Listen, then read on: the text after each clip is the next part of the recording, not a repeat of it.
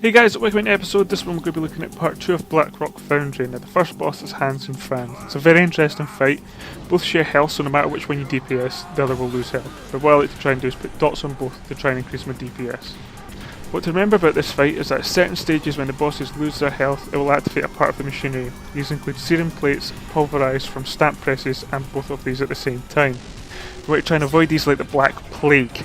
Although I recorded this in LFR and the damage they do is not as bad as other levels of difficulties as normal, heroic and mythic. Mythic will literally one-shot you. The boss will also periodically use an ability called Body Slam, and this targets a random member of the group, and one of the bosses will jump and slam, dealing splash AoE damage. So preferably if you get that one, you want to move away from the group. The bosses also have an ability called Disrupt and Roar, where if you're a spellcaster, you will want to stop casting so you don't get spell locked. The other is an ability called Skullcracker, where the boss randomly selects a player and hurls a hammer towards them and can deal quite a bit of damage. My tips for the fight is always try to stand on a strip of metal that doesn't move when the conveyor belt starts. Obviously this cannot always be the case, you may have to move, so I always try to find another safe spot, and because I'm a Warlock, if I do need to move I can teleport back.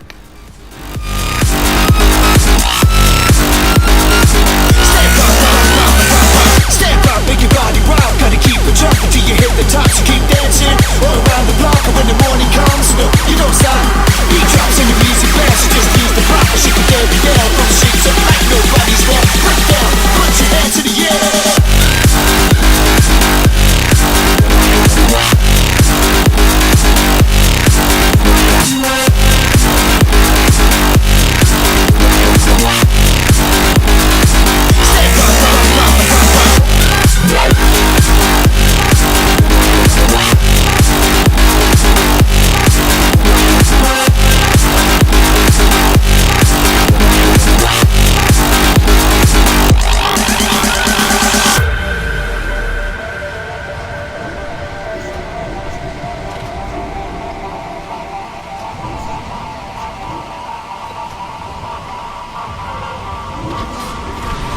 Put your hands in the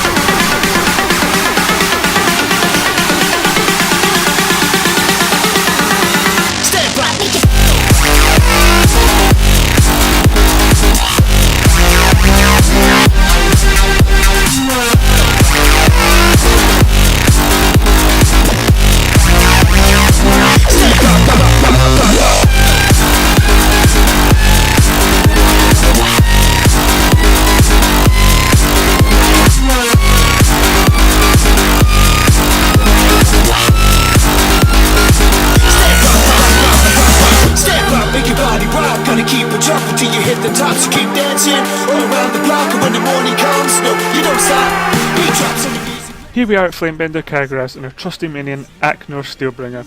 First of all, you want to nuke Aknor as he can deal a bit of damage by doing Devastating Slam, which deals damage in a frontal cone in front of him, and also his ability called Drop the Hammer, which range have to spread out to minimise splash AoE. Once you have dealt with Aknor, you can move on to Ka'Graz. What to remember about her is that her abilities Lava Lash and Summon Enchanted Armaments must be dodged. Lava Lash is a strip of lava placed on the ground, and if you stand on it you will find yourself in a world of hurt. Summon Enchanted Armaments is when the boss selects a random ranged player and hurls a fiery weapon at them that deals a bit of damage, so you want to move away from these. Unfortunately, these weapons do not go away, so be wary where you place them if you are targeted. The boss will also use her ability Molten Torrent, where she puts a meter on one of the ranged players and they must run into the melee to evenly split the damage. If not, it can be an instant one-shot, depending if you have bubble or whatnot. At 50% energy, the boss will summon Cinder Wolves, and these have to die fast. But like the Fallen Protectors and Mop, they have to be killed in a certain time frame of each other, and that's 8 seconds. If not, they will rekindle and start all over again. These wolves fixate on random players, so I ideally want the melee to kill the stationary wolf next to the boss, and the one that chases a random ranged player around the room, for all the range to target and nuke it, and do it fast, but within the time frame.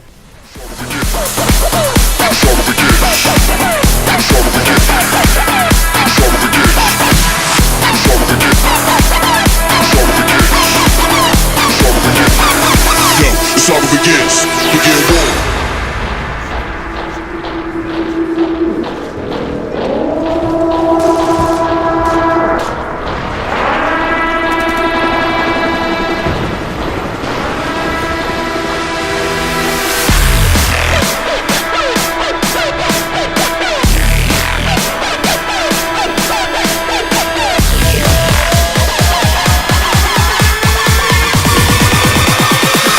The saga begins. Begin war.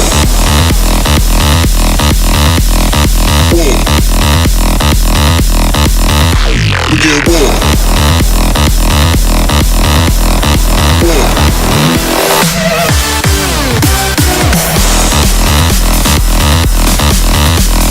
War. Begin war. War.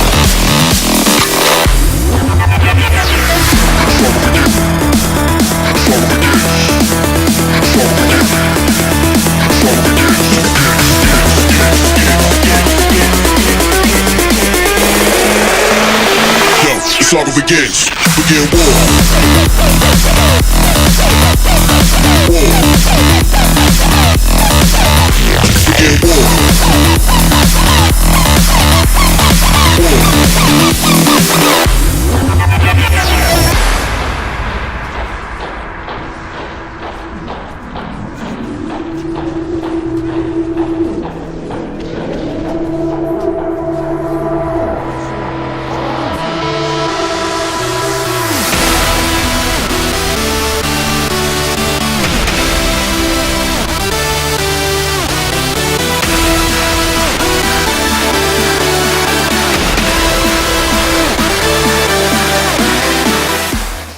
Kromog. This is one of my favourite fights. It's all based on mechanics. First off, when the tanks build, do not charge in and smack the boss. He will wreck you for a lot of your health, if not one-shot you. Give it a second, then jump in, as I've noticed sometimes he will whack the second person that attacks him. Okay, so Kromog has several abilities. The ones that we are extremely interested in are Rune of Grasping Earth and Thundering Blows. Rune of Grasping Earth occurs at the 1 minute mark after engaging the boss and 2 minutes thereafter. What you need to do is run to a yellow rune on the floor with no one preferably in it, as you do get a few cheeky buggers that will try and injure yours. These runes will grab and hold you to the floor while Kromog goes through his Thundering Blows phase. When he does that, if you are not in a rune you will die unless you have bubble or some OP defensive, but typically you will die. When he starts channeling Thundering Blows, that's when I typically start DPSing down the rune that grasps me, so I'm not stuck in it for too long. Kromog will also cycle through several other abilities such as Slam, which is a raid-wide ability and everyone will take damage. Rippling Smash is another ability where he targets a random player and smashes the ground, and it's a frontal cone of damage, so everyone will have to move out of the way. Reverberations is another one that melee especially have to look out for, as they are small yellowish circles on the floor that radiate from the boss that after he's used either Slam or Rippling Smash, and these can deal a lot of damage and can come in clusters. Stone Breath is another ability where it hits everyone and deals a bit of damage. And another one is when he summons 2 stone hands randomly on the ground, and if you stand in between these hands they will slam together, dealing a lot of damage to you. Beware.